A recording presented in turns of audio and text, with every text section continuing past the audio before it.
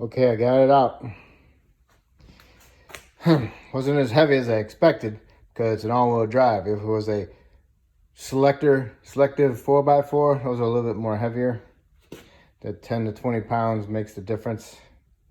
So, but when I pushed it back, I had this section down, pointing down, and then I can just take this whole side here, twist it, and pull it down. It actually comes down the way it wants to come down. You'll see how it is. Just keep a good grip on it. Make sure you wear gloves. The next thing you need to do is take off the Y pipe. You need to get this clamp off, undo this flange. It's got 2 nuts on it. Make sure you heat them up, heat up the nuts. If you can get this flange off, you want to cut the bolt in the middle for the clamp. Cut it. You can always put another bolt in there. Cut it so you can get that clamp off. And then you got to go up to the flanges up here and you got to disconnect your O2 sensors. 1, 2, and then one over here. Disconnect that one. Then you got your 3 flange nuts on this side and 3 flange nuts on this side. And make sure you heat them up. Get them nice and glowing. If you don't have a torch, you got to use MAP gas. Propane isn't going to do it. All right, so you do those. 6 nuts, 2 nuts, and a clamp. It's got welded exhaust down there. Makes it tough. Anyway, you're gonna have to push this exhaust out of here. Once you do that, then this section will drop. You just gotta get it off around the cross member bracket. All right, good luck. Got the 2 nuts off the flange, got the clamp off, broke the taper on here, and then pried the exhaust back, and it slid right off of it. So now all I gotta do is the ones on the front of the Y pipe. Don't forget about disconnecting your O2 sensors. Okay, I got my 6 flange nuts off and my O2 sensors disconnected. And now I need to pull it down a little bit. And you gotta drop this side down and swing this out past that. Swing this out past the cross member bracket. It's a tight fit. And plus you got the tailpipe resting against it too. I'm gonna try to wedge that back, put a piece of wood up in there to hold it back. Now get yourself a 13 millimeter socket and extension and remove that starter. All right, and 2 bolts, 1, 2. And then you gotta push it back to clear this little plastic cover. And then you need to remove this plastic cover, and there's a 10 there and a 10 on top. You need to remove the front shield. It goes in front of the engine. There's 5 bolts on that, the 15 millimeter. And what you need to do is stick a socket up through here next to the island and go all the way back into, get to the torque converter bolt, which is up there, and you want your socket to go above this lip. Okay, you want your extension to go through here, up there, above that, and it hits your bolt. Okay?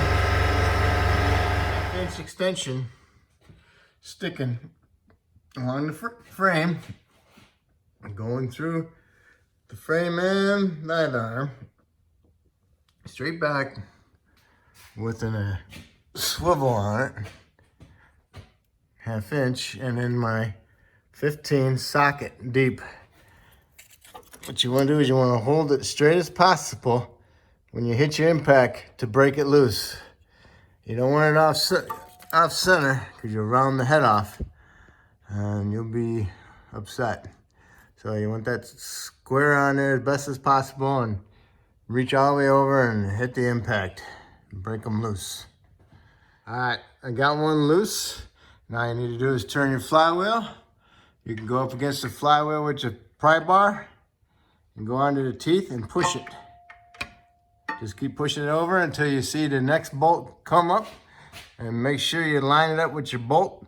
That's square on it. It's almost into the back of the block where you can't get to it, but you gotta get it perfect. You know, if it's not perfect, it's not gonna break loose. Okay, and that's perfect right there. All right, next you wanna do is get this little screwdriver, remove this cover, so you can get up in there, torque converter, flywheel, get your pry bar in there, and push that torque converter back into the trans. Get it out of the back of the crank so it doesn't stick on you and hang up. When you push it in, you'll hear it go thud, okay? And then you can just turn it by hand, okay? By your fingers. Alrighty? Alrighty. Next is to remove the connectors on the trans. This is the selector switch. You need to pull the blue thing out of the connector, and then you can pull this section off the connector, pull it down, and as you pull it down, the connector will slide off, okay? So now you got that off. Now there's an 8mm screw, it goes in the side of the trans that holds the fuel lines. You need to take that 8mm out. Next on the passenger side, there's a connector. Goes in the side of the trans, faces straight down. What you want to do is you want to squeeze right here. You feel these little edges. There's one on each side, one there, and then there's one over here. What you want to squeeze those together. And when you squeeze them together, it expands the connector and undoes the clips, and then just pull it up. Okay. To get access to that, you want to probably lower the trans down a little bit. And now all we need to do is the trans lines. And those, the trans cooler lines are over here. They got a little black cover on them. Just get your pry bar and pry those little covers off, or just get your hand up in there and pull them off like that. Get some penetrant, spray some penetrant on them. There's little E-clips in here. You can use a pick to pull them out. There's two of them, 1, 2. Pull the clips out, then you can pull the line off. There's a special tool to use that expands the clip, and you can pull the line off. I'll try it first. Most of the time, I gotta use a pick. Here's a special tool. Goes over the line, squeeze it together, stick it in there, and turn it. And then it expands that clip. Then you pull the line off. Okay, here's what the clip looks like. Here's a bigger view of it, okay? What you want to do is just get in there and pry it with your pick, pry it open, and then get your finger up in there and grab it and pull it out. Sometimes it gets stuck in a little connector. These pieces do, okay? You can buy them, if you lose them, you can buy them at the parts store in the help section. Just give you an idea what they look like. Trans bolts, 15s, and the little nuts are 13s. You got 2 in the bottom, 1, 2, and you got 3 on this side. These 2 got studs, and on top, it's got a stud with a nut on it, with a bracket for the fuel line. So you got to remove the nut, remove the bracket, and then you get access to the stud. Okay, so you got 3, 2, and then on the passenger side, you got 2. Okay, and the top one has got your dipstick on it, so you got to remove the nut, pry the dipstick off. But this one's got a slide on it, so you can just push the dipstick straight up, right out of the trans. Leave it up in there best you can, and then remove this other stud. But what you want to do is remove all your bolts, but leave this one in right here. Leave that one in right above the starter hole, and leave that one in. You know, take them out and then put them back in with a couple threads. because we need to get these bolts out, and then we got to exchange my jack stand for a trans jack. So I don't want the trans falling out with all the bolts out when I'm changing them over. And most of the time they're rusted together, corroded together, so they're going to be a little bit of a pain in the butt to separate. So you might want to spray some penetrant around it when you get all the bolts out. So remember, take these two out, that one, and thread it back in. A couple threads. Same thing on the other side. All right, forgot to tell you about the one top dead center right there. My finger, index finger's right on it. It's a 13 millimeter nut, and it's got a bracket, and that bracket holds the vent for the trans and the transfer case. And those are a little booger when you're going back together to get it back on there. But you take it off and you leave it up in there. Sometimes they fall down, but just leave it up in there if you can. And now is when I need my serpentine belt tool for those brackets. Okay. See if you can see it. All right, get my tool up in there, get behind it, and pull it off of there. All right. I don't know if you can see it or not, but I can't see either. It's off of it. It just needs to be pushed aside. Okay. Okay. All right. See it? Up in there, the stud sticking out, and the nut and the bolt. That's ready to come out. You gotta do the same thing to the one on the left that holds the fuel lines. Okay. See it? Right there. 13 bracket and then the bolt. And make sure you leave one on each side still in. Okay?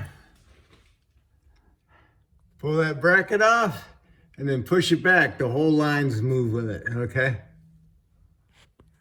All right, I got all my bolts out except for the two, one on each side that are loose. Now I'm going to spray some penetrant around it. And I'm going to go get my jack, trans jack, and I'm going to exchange my trans jack for my regular jack stand. And only thing that's left on the trans is the vent on top. It's on the passenger side. It's a little curved hose that goes into that piece right there, and there's a little T right there. Okay, I pushed with a pry bar on the trans bell housing and right behind where the starter mounts. I pushed it back and it's coming loose. See it? Now I need to go to the other side and do the same thing. I'm gonna take this bolt out on this side, and I'm gonna take the bolt on the other side out, and hopefully I'm gonna break it loose because it's loose all the way across. You can see it right here, looking good. So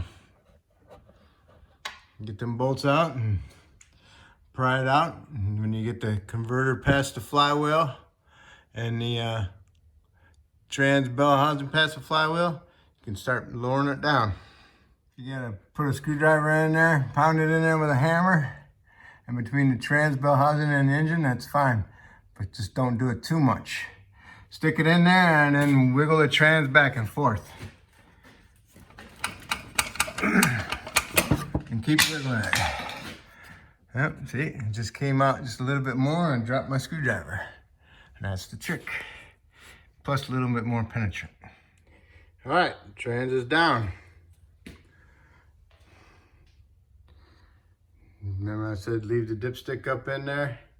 What you want to do is take this seal off. If you're going to get a new seal for your dipstick, that's great. Take that seal off, leave the dipstick up in there, because you never know where the routing is upstairs. And here's the little vent tube. Okay? So now I'm gonna hang it off my rack and I'm gonna let it drain hanging into a pan. Okay, here we are. If you use this video to remove a trans, that's great. If I helped you out, maybe you can help me out by subscribing. If you already subscribed, that's awesome. But anyway, I thank you, and this is it. We'll have another post of the installation. Thank you.